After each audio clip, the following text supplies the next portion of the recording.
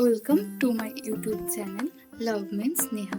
আজ আমি তোমাদের সাথে simple chicken curry recipe share করছি। প্রথমেই গরম তেলে শুকনো লঙ্কা তেজপাতা দিয়ে পেঁয়াজটাকে ভেজে নিচ্ছি। তারপর আদা রসুন শুকনো লঙ্কার পেস্ট অ্যাড করলাম।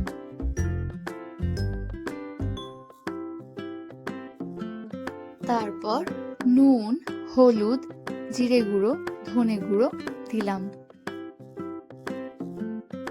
এখন কালারের জন্য আমি একটু কাশ্মীরি লঙ্কা গুঁড়ো অ্যাড করলাম।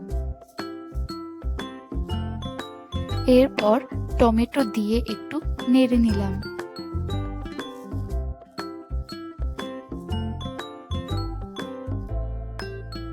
মশলাগুলো একটু কষে আসার পর চিকেনগুলোকে দিয়ে দিলাম।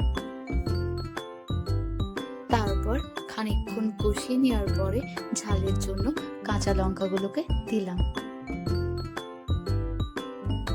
এরপর একটু গরম মশলা দিয়ে নেড়ে নিলাম।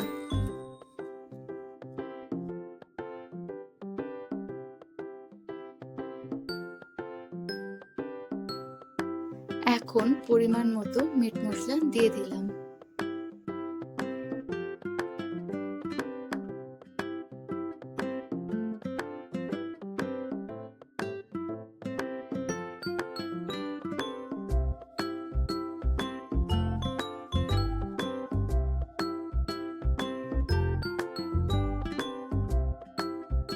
মশলার সাথে ভালো করে চিকেনগুলোকে কষিয়ে নিয়ে ভেজে রাখা আলুগুলোকে দিয়ে দিলাম। ঝোলের জন্য সামান্য গরম জল দিয়ে ফুটিয়ে নিলাম।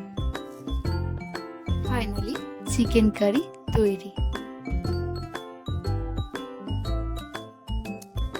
গরম ভাতের সাথে চিকেন কারিটা সার্ভ করলাম।